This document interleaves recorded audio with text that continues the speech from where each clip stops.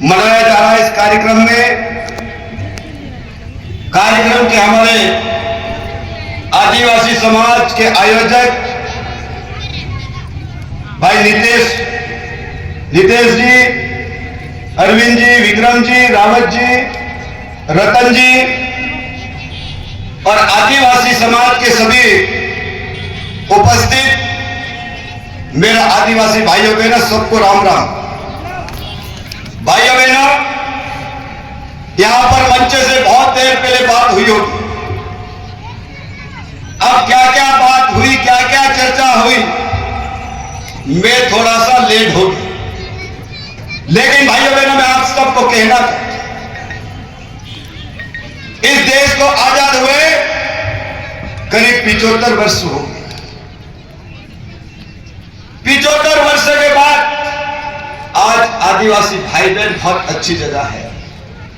मैं भी आदिवासियों के बीच में बड़ा हूं। मैंने अलीराजपुर जिले के सारे गांव देखे, मोहल्ले भी देखे।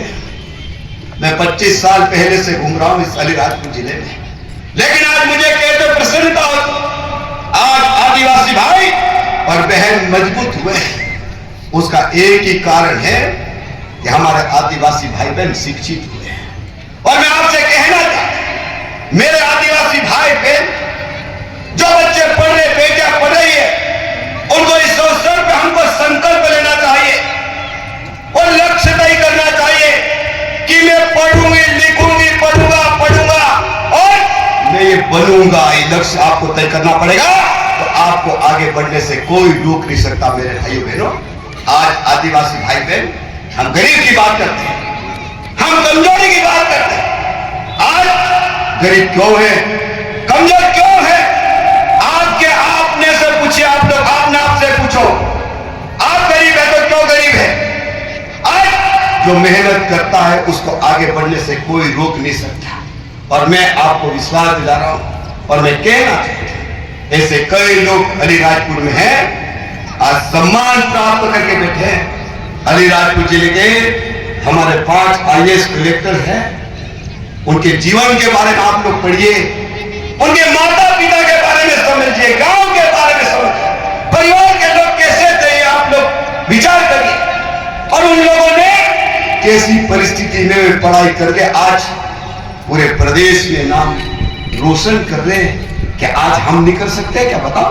और मैं आप सब भाइयों बहनों से कहना चाहता हूं, हम राजनीतिक लोग हैं, हम राजनीति करते हैं, जनता की सेवा करते हैं और हम लगातार जनता के बीच में रहते हैं। आज आप लोग देखते होंगे, नेता के बारे में लोगों को बोलना सबसे आसान है, नेता को गाली भी देते, लेकिन नेता का जो सम्मान है वो दुनिया में किसी को भी नहीं मिल सकता। मैं आपको बता रहा हूं।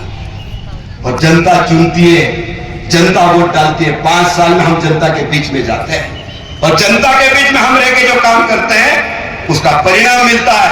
उसके कारण आज मैं विधायक हूं, मैं मध्य प्रदेश के मंत्री हूं, मेरी धर्मपत्नी आज लोकसभा में सांसद है। मेरे भाइयों बहनों, आप लोगों के कारण है, लेकिन मैं आप सब भाइयों बहनों से कहना चाहता हूं कि एक उंगली अगर किसी पे उठती है तो 3 उंगली हमारे सामने होती है। और वो उंगली कहती है कि दूसरे के ऊपर उंगली उठाने से पहले अपने गिरेबान में झांको।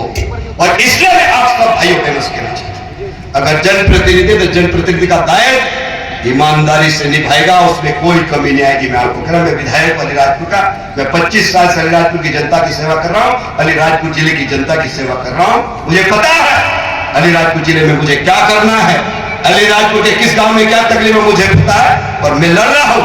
और मैं आप सब भाइयों बहनों से कहना चाहता हूं, अभी बीच में खट्टाली का जो मामला चल रहा है,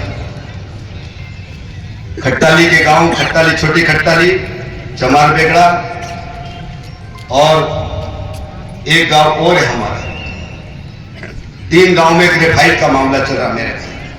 और जैसे ही इसकी जानकारी अलीराजपुर के व्हाट्सएप पे आया, हम लोगों ने तत्काल मुख्यमंत्री जी से बात की। अभी लोकसभा में अनीता ने भी इस बात को उठाया और मैं आप सब भाइयों बहनों के इस मंच से कह रहा हूं, आपको लड़ाई लड़ने की जरूरत, हम बैठे हैं। मैंने खट्टाली में भी जाके कहा, मैंने व्हाट्सएप पे भी कहा कि आपके लिए हम बने हैं तो आपको लड़ने की जरूरत है, हम लड़ेंगे। आपकी 1 इंच जमीन भी किसी की कोई ताकत नहीं ले सकती मेरे भाइयों। मैं आपको विश्वास दिला रहा हूं।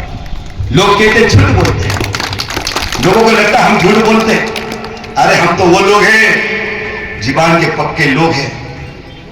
अगर एक बार जीबान में कह दिया कि ये होगा तो होगा, जीबान करने वाले लोग हैं, और जीबान करने के बाद बदलने वाले लोग नहीं। और इसीलिए मैं आप सब भाइयों बहनों को कहना चाहता हूं कि आदिवासी समाज के इस दिवस के अवसर पर आपको घबराने की जरूरत नहीं है। मध्य प्रदेश की सरकार ने हमको अधिकार दिए। आज पैसा एक्ट कानून लागू है। आप लोग पैसा एक्ट कानून को पढ़िए। पैसा एक्ट कानून में जब तक हमारे गांव के लोग, गांव के सरपंच, पटेल, तड़वी पैसा एक्ट का अध्यक्ष एक अगर कहते कि जमीन को हाथ भी नहीं लगा सकते कि तो किसी को ताकत ही नहीं है। ये अधिकार हमारे पास है, अधिकार है, लेकिन उसको पढ़ने की आवश्यकता, समझने की आवश्यकता है।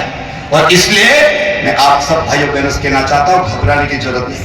दूसरी बात, यहाँ पे मेरे भाई बहन बहुत सारे कर्मचारी है, शिक्षक है, पटवारी है, सचिव है, रोजगार सहायक है, आंगनवाड़ी कार्यकर्ता है। मैं सब भाइयों बहनों से कहना चाहता हूं, मैंने पहले ही कहा कि उंगली एक उठ के सामने तीर रहती है। हम सब लोग अपना दायित्व निभाएं। मास्टर 4 घंटे पढ़ाना चाहिए। तनख्वाह मिल रही है 1-1 लाख, 70,000, 80,000, 90,000 रुपए तनख्वाह मिल रही है।